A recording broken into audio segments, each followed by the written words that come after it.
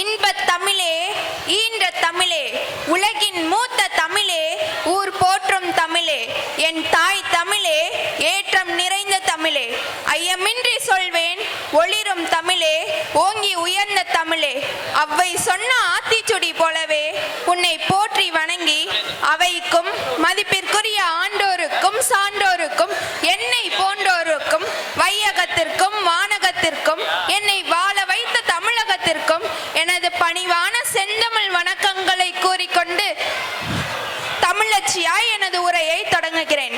நான் உலகம் போற்றும் தமிழர் பாரம்பரியம் என்ற தலைப்பில் எனது உரையை தொடங்குகிறேன்.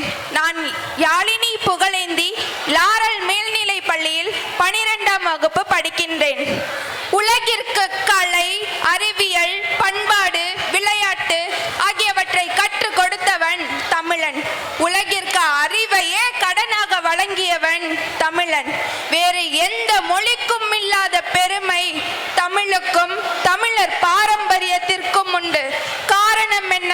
இப்படித்தான் வாழ வேண்டும் என்பதை விட இப்படியெல்லாம் வாழக்கூடாது என்பதற்கான வாழ்வியலை கற்றுக் கொடுத்த தமிழரின் பாரம்பரிய அடிச்சுவடுகள் இன்றும் உலக அளவில் தடம் பதித்துள்ளன.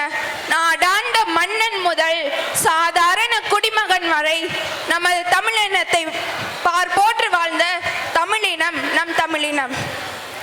இவ்வுலகில் வாழும் பிற இன மக்கள் தத்தம் தாய்மொழியில் பேசுகின்றனர். ஆனால் தமிழன் ஒருவன் மட்டும்தான் மொழிகளின் தாய்மொழியில் பேசுகின்றான். உலகிற்கே உணவளித்த பெருங்கூட்டம் நம் தமிழர் கூட்டம். அதனால தாங்க இன்னைக்கு கோயம்புத்தூர் பக்கத்துல வடிவேலம்பாளையத்துல ஒரு பாட்டி ₹1 இட்லி சொத்து வித்துட்டு இருக்காங்கன்னு சொன்னா அந்த ஈகை மனமும் சேவை மனப்பான்மையும் இன்னைக்கும் தமிழரது மனதுல வாழ்ந்துட்டு தானையா இருக்கு. பிறப்பு ஒக்கும் எல்லா உயிர்க்கும் என்றுதான் என்னுடைய மொழி பாடுகிறது. பிறப்பு ஒக்கும் எல்லா மனிதனுக்கும் என்று பாடவில்லை. இதன் காரணம் என்ன? உலகில் வாழும் அத்தனை உயிர்களையும் மனிதன் உட்பட அத்தனை உயிர்களையும் நேசித்து வாழ்ந்த பெருங்கூட்டம் நம் தமிழர் கூட்டம். அதனால தாங்க தான் நேசிச்சு வாழ்ந்த காளையோ மாடோ இறப்பதை கண்டு அதனை பொறுக்க இயலாது ஒருவன் கட்டி அணைத்து கண்ணீர் சிந்துவான் என்றால் அது உலகிலேயே தமிழன் ஒருவன் மட்டும்தான். ஜல்லிக்கட்டு வெறும் மாட்டிற்காக எழுந்த போராட்டம் என தமிழின பாரம்பரியத்திற்காக எழுந்த போராட்டம். இன்று பெண்கள் சேலையிலிருந்து சுடிதாருக்கு மாறி இருக்கலாம், ஆண்கள் டி-ஷர்ட்டுக்கும் ஜீன்ஸ் பேண்ட்டுக்கும் மாறி இருக்கலாம். ஆனால் நயகாரா நீர்வீழ்ச்சியின் முன் எழுதப்பட்டிருக்கும் நல் வரவு என்ற தமிழ் வாசகத்தை எவராலும் மாற்ற முடியாது. ஒரு கிடாவையும் இன்னொரு கிடாவையும் மோத விடுவான். ஜெயிக்கிற கடாவை இனப்பெருக்கத்துக்கும் தோக்குற கடாவை வெட்டிக்கரியாக்குவான். ஒரு சேவலையும் இன்னொரு சேவலையும் மோத விடுவான். ஜெயிக்கிற சேவலை இனப்பெருக்கத்துக்கும் தோக்குற சேவலை வெட்டிக்கரியாக்குவான். இதன் காரணம் என்ன? விலங்குகள் பறவைகளில் கூட அடுத்த தலைமுறைக்கு வீரமும் வீரியமும் கடத்தப்படும் என்று விரும்பியவன் தமிழன். விருந்தோம்பல் என்பது தமிழரின் ஒரு பாரம்பரிய மரபு. வீட்டிற்கு வரும் உறவினராக இருந்தாலும் சரி, விருந்தினராக இருந்தாலும் சரி, இன்முகத்தோடு வரவேற்று உபசரித்து அனுப்புவதே தமிழரின் பாரம்பரிய பண்பாடு. அடுத்ததாக ஈகை.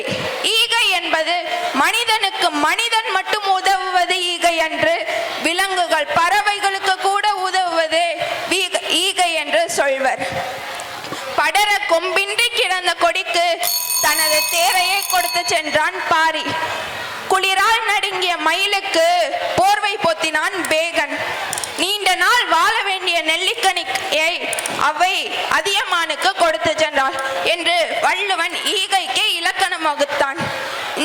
இறுதியாக எங்களை எல்லாம் இந்த அழகான மேடையில் பேச வைத்த அத்தனை கேபி கொண்டாட்டத்தின் உறவுகளுக்கும் என் சார்பிலும் இந்த மேடையை அலங்கரித்து சென்ற என் நண்பர்கள் சார்பிலும் நன்றி கூறி அமைகிறேன்.